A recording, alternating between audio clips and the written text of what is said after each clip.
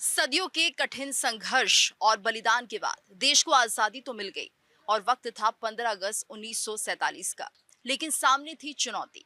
चुनौती थी कि आखिर देश में जिस तरह से विभाजन हुआ धर्म के आधार पर, उसके बाद किस तरह से जो जरूरतें हैं उनसे निपटा जाएगा, क्योंकि देश के सामने समस्या थी भूखमरी की। इसके साथ साथ चुनौतियां थी मूलभूत सुविधाओं को पूरा करने की। दुनिया सोच रही थी कि भारत आजाद तो हो गया है, लेकिन जो चुनौतियां उसके सामने हैं उसे वो किस तरह से पार कर पाएगा। और सवाल भी बड़ा था, लेकिन 79 वर्षों के बाद जिस तरह से भारत ने ऊंचाइयों को छुआ और अपनी एक अलग पहचान बनाई, उसने ये साबित कर दिया कि बाकी देश जो भारत को लेकर कयास लगा रहे थे वो पूरी तरह से गलत थे। और ऐसे में भारत किस तरह से शून्य से लेकर शिखर तक पहुंचा, आज देखते हैं भारत के इसी सफर की कहानी।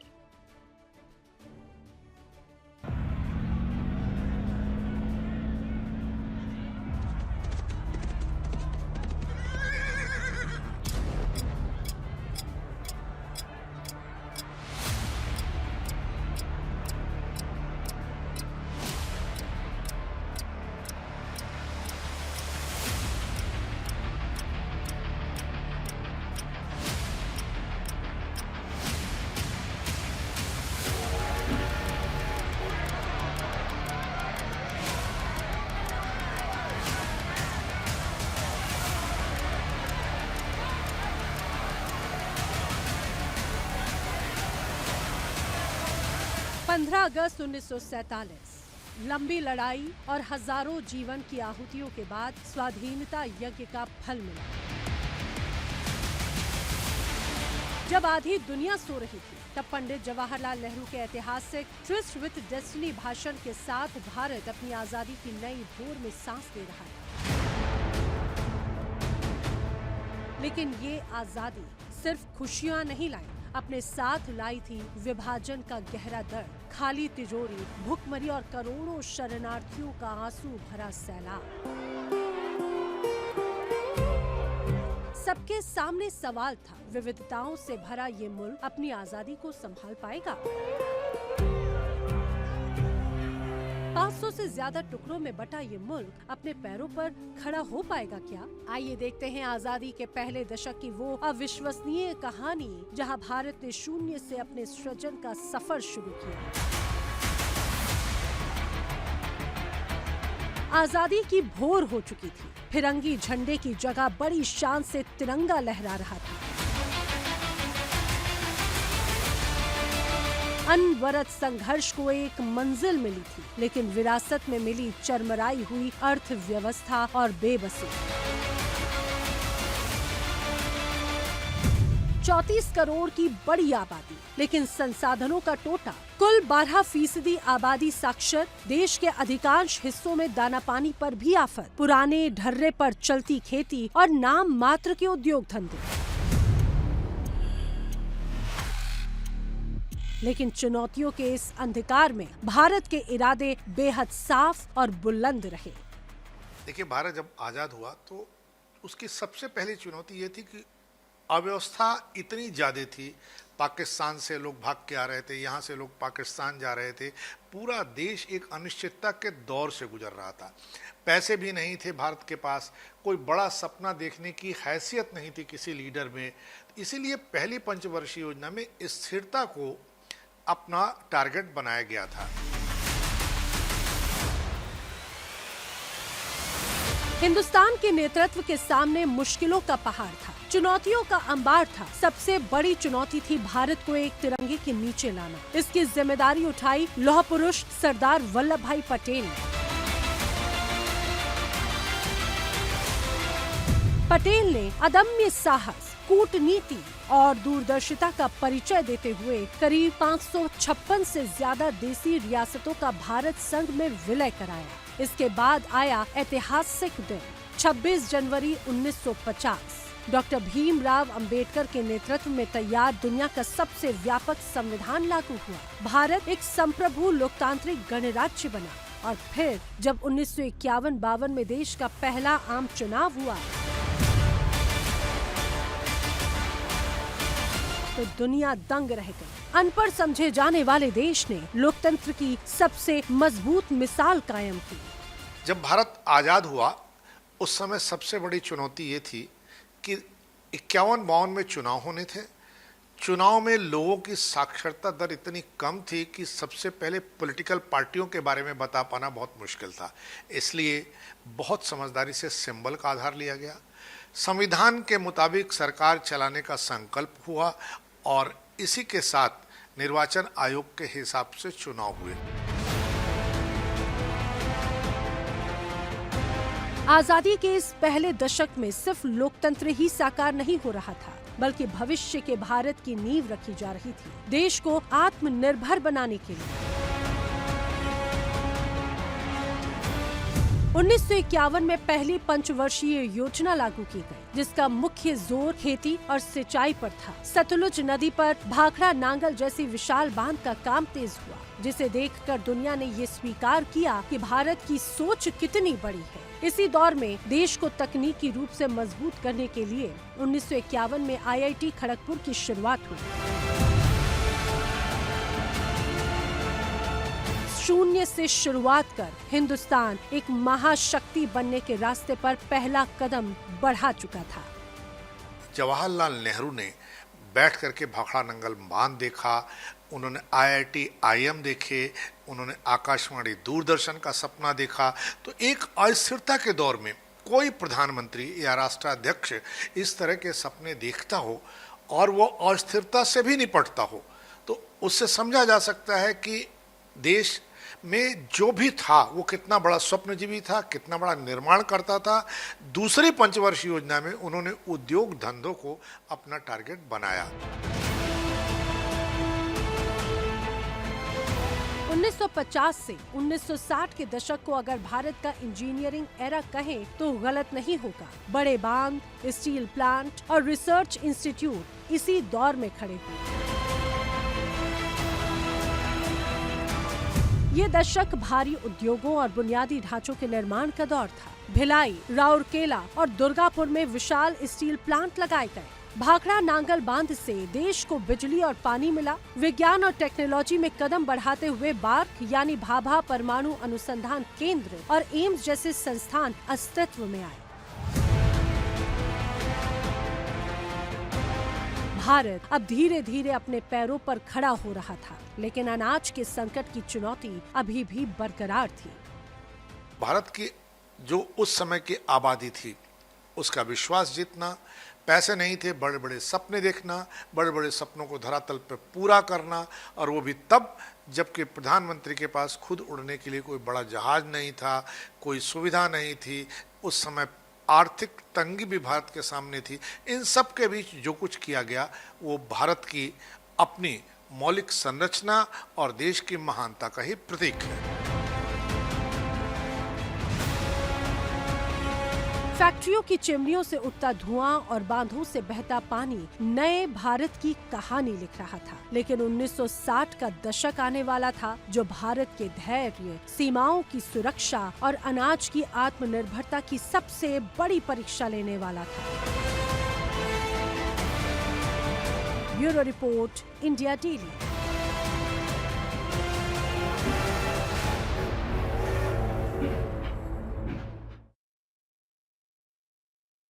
एक दशक, दो भयंकर युद्ध और कमर तोड़ देने वाला कार्य। जब दुनिया ने ये देखा कि भारत के सामने एक और चुनौती आ गई है, उस समय भी भारत टूटा नहीं, बल्कि अपने स्वाभिमान के साथ आगे बढ़ा। अब इस वक्त जरूरत थी कि भारत इतिहास रचे। हुआ भी कुछ यही। भारत ने अपनी सीमा की सुरक्षा तो की ही, साथ ही अपने देश की थाली की जरूरत को भी पूरा किया।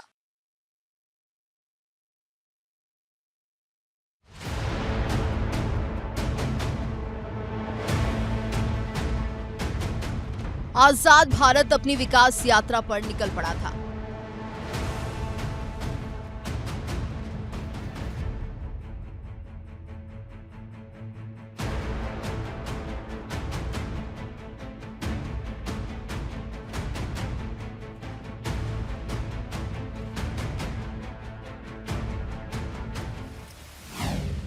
लेकिन 1960 का दशक चुनौतियों का पहाड़ लेकर आया। 1962 में चीन और 1965 में पाकिस्तान के साथ हुए युद्धों ने देश की अर्थव्यवस्था की रीढ़ तोड़ दी। ऊपर से कुदरत का कहर, भीषण अकाल, अमेरिका से अनाज आयात करने की मजबूरी ने भारत के स्वाभिमान को झकझोर कर रख दिया था। देखिए, शास्त्री जी 1964 में प्रधानमंत्री बने थे। उसके ठीक 1962 में इंडिया चाइना का बहुत बड़ा वॉर हुआ था। तो जैसा कि हर देश में होता है, हालांकि हमारे सिपाहियों ने बहुत बहादुरी से लड़ा था, लेकिन देश कमज़ोर पड़ जाता है। तो शास्त्री को जब कमान मिली थी तो देश मिलिट्रली और फाइनेंशियली बहुत कमज़ोर था। उसमें कुछ ड्रास्टिक स्टेप उठाने की ज़रूरत थी। तो शास्त्री जी ने मुख्य तौर पे जो कदम उठाए थे, जो हम लोगों ने पढ़ा है और बाद में उसका असर भी देखा है। ऐसे मोड़ पर देश की कमान संभाली प्रधानमंत्री लाल बहादुर शास्त्री ने। उन्होंने देश को नारा दिया, जय जवान जय किसान। ये सिर्फ एक नारा नहीं, बल्कि 1960 के दशक में भारत की वो पुकार थी जिसने इतिहास की धारा बदल दी। भारत के सामने अपनी संप्रभुता और अपने नागरिकों के अस्तित्व का संकट था, लेकिन भारत ने न सिर्फ अपनी सीमाओं की रक्षा की, बल्कि अपनी थाली की जरूरतों को पूरा कर दुनिया को हैरान कर दिया। ये तो सब लोग जानते हैं, शास्त्री जी ने ही was a leader and he used to set examples. तो उन्होंने एक एग्जाम्पल सेट किया गरीबी को हटाने के लिए। उन्होंने खुद एक टाइम पे खाना अपना बंद किया था। ये शायद बहुत लोगों को नहीं मालूम होगा, चूँकि और सबको एक तरह से इनकरेज करना शुरू किया कि सब लोग एक टाइम खाना खाएं और अपने जवानों को और अपने किसानों को, जिससे दोनों को मदद मिल सके, इस तरह से करके उन्होंने एक एग्जाम्पल सेट किया। शास्त्री जी के आह्वान पर पूरे देश ने हफ्ते में एक वक्त का उपवास रखना स्वीकार किया, लेकिन किसी के आगे झुकना मंजूर नहीं किया।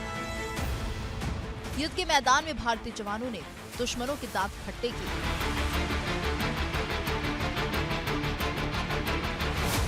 तो खेत खलिहानों में किसानों ने मोर्चा संभाला।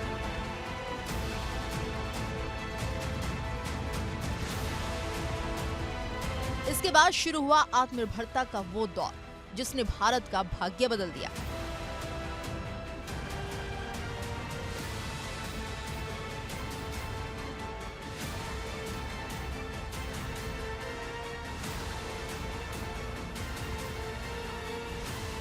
कृषि वैज्ञानिक डॉक्टर MS स्वामीनाथन की दूरदर्शिता और बेहतर बीजों के इस्तेमाल से देश में हरित क्रांति का आगाज हुआ।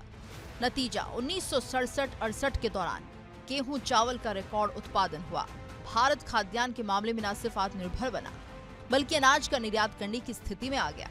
भूख पर विजय पाने के साथ ही भारत ने अपनी नजरें आसमान पर टिका दी। 15 अगस्त 1969 को डॉक्टर विक्रम साराभाई के नेतृत्व में इसरो की स्थापना हुई। इसके साथ ही 1969 में ही तत्कालीन सरकार ने 14 बड़े प्राइवेट बैंकों का राष्ट्रीयकरण कर आम आदमी तक बैंकिंग की पहुंच आसान बनाई। हरित क्रांति ने देश की भूख को हराया, तो इसरो की स्थापना ने सितारों तक पहुंचने का हौसला दिया।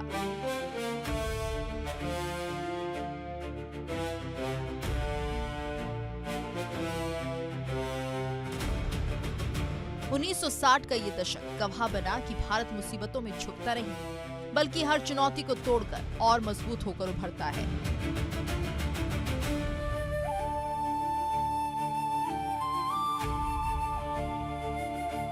आज का समर्थ और सशक्त भारत इसी दशक की मजबूत नींव पर खड़ा है।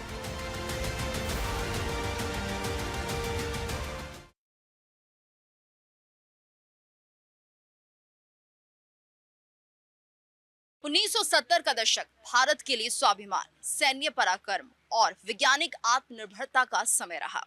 1971 के युद्ध में भारत ने दिखा दिया कि कम संसाधनों के साथ भी भारत किस तरह से अपनी सीमा पर सुरक्षा कर सकता है। 1974 में पोखरण के दौरान अपनी परमाणु शक्ति को दुनिया के सामने उजागर किया। साथ ही ग्रामीण क्षेत्रों में शुरू हुई दुग्ध क्रांति और इस श्वेत क्रांति ने बदलाव की एक नई पटकथा लिखी। आइए दिखाते हैं इस दशक की धमाकेदार कहानी।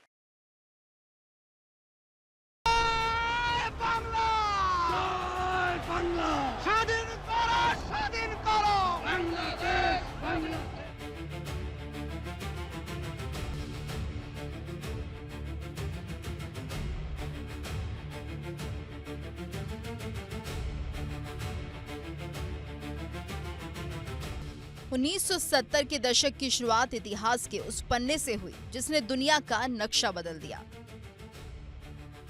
1971 में पाकिस्तान की तानाशाही के खिलाफ जब पूर्वी पाकिस्तान ने बंग बंधु शेख मुजीबुर रहमान के नेतृत्व में बगावत की तो पाकिस्तानी सेना ने अत्याचार की हद पार कर दी।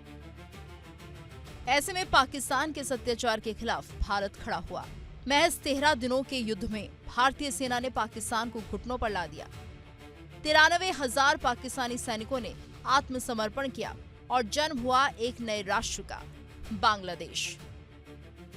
इस जीत ने वैश्विक राजनीति में भारत का कद कई गुना बढ़ा दिया।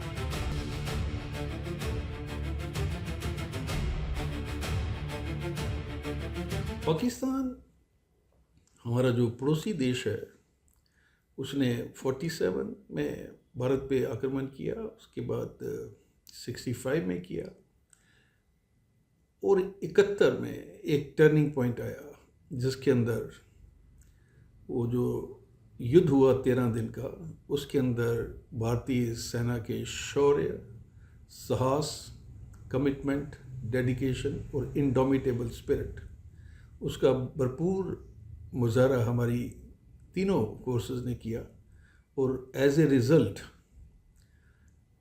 बांग्लादेश एक नए देश का उदय हुआ और पाकिस्तान के दो टुकड़े हो गए। दुनिया हैरान थी कि एक विकासशील देश ने एटमी तकनीक हासिल कर ली थी। इस सफलता के ठीक 1 साल बाद 1975 में भारत ने अपना पहला स्वदेशी उपग्रह आर्यभट्ट अंतरिक्ष में भेजकर स्पेस एज में कदम रखा। देश भर के छोटे किसानों और पशुपालकों को आपस में जोड़ा। देखते ही देखते दूध की कमी से जूझने वाला भारत दुनिया का सबसे बड़ा दूध उत्पादक देश बनने की राह पर निकल पड़ा। इसने ग्रामीण अर्थव्यवस्था और महिला सशक्तिकरण को नई दिशा दी। इसी दशक ने भारत के लोकतंत्र की सबसे बड़ी परीक्षा भी देखी। क्या आपको याद है वो दौर जब एक लैंडलाइन फोन के लिए सालों साल इंतजार करना पड़ता था? वो समय जब टीवी की ब्लैक एंड व्हाइट तस्वीरों ने रंगीन तस्वीरें ले ली। जी हाँ, ये 1980 का दशक था। ये समय था भारत के लिए खेल, टेक्नोलॉजी और टेलीविजन में क्रांति का। और यही समय था जब भारत ने 21वीं सदी की ओर दौड़ना सीखा।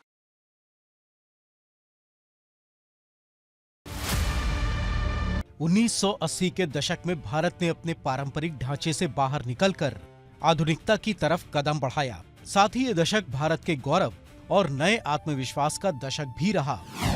1982 में नई दिल्ली में आयोजित हुए एशियाई खेलों ने भारत को एक नया रूप दिया। इन खेलों के साथ ही दूरदर्शन पर रंगीन प्रसारण का दौर शुरू हुआ, जिसने भारतीय ड्राइंग रूम की रंगत बदल दी। इसी दशक में 1983 में मारुति 800 कार भारतीय सड़कों पर उतरी। किफायती और भरोसेमंद मारुति 800 ने भारत के मिडिल क्लास के 4 पहिए के सपने को सच कर दिखाया। 25 जून 1983 को लॉर्ड्स के ऐतिहासिक मैदान पर कपिल के देवों ने 2 बार की वर्ल्ड चैंपियन वेस्टइंडीज को हराकर पहली बार क्रिकेट विश्व कप जीता। इस जीत ने भारतीय खेल जगत का चेहरा बदल दिया। वहीं 1984 में विंग कमांडर राकेश शर्मा अंतरिक्ष में जाने वाले पहले भारतीय बने।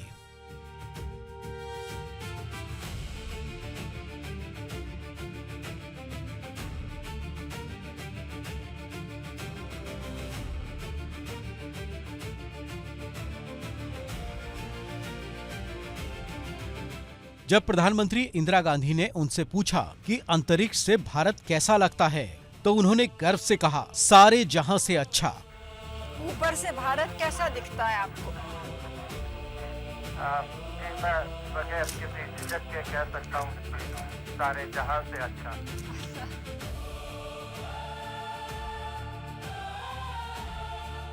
इन सभी उपलब्धियों के बीच पंजाब की जड़ों में पैठ बना चुका आतंकवाद हिंदुस्तान के सामने बड़ी चुनौती बनकर आया।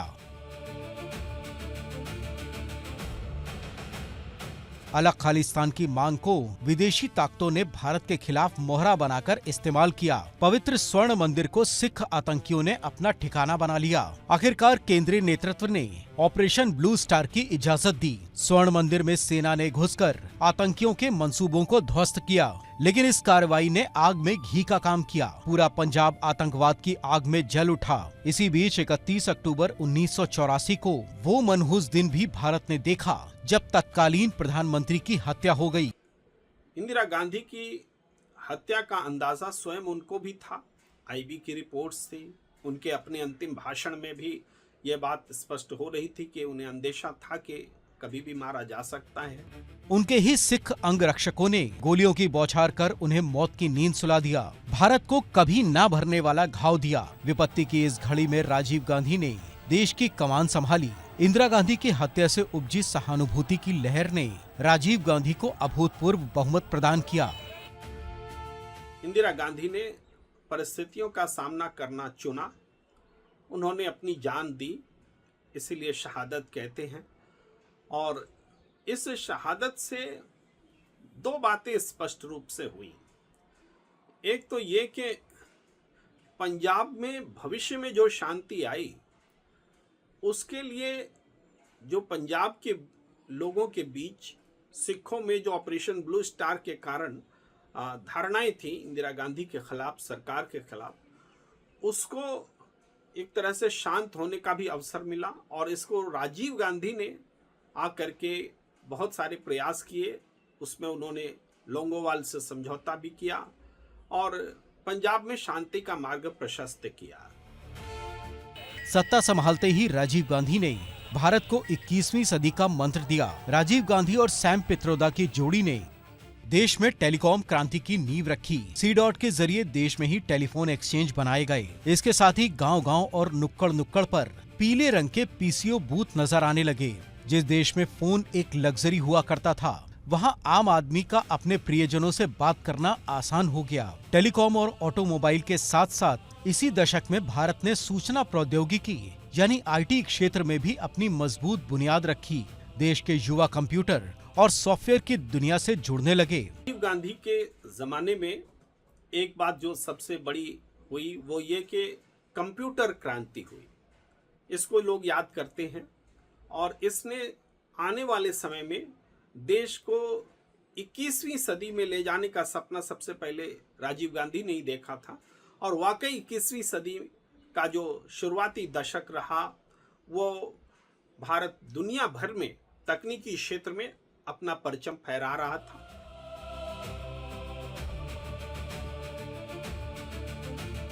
इसी दशक में बोया गया ये पौधा आगे चलकर भारत को दुनिया की IT राजधानी बनाने वाला था।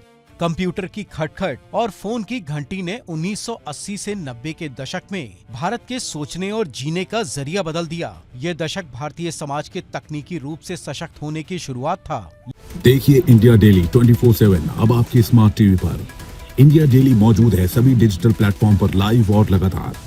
इंडिया डेली 24/7 हर दिन राष्ट्र को समर्पित।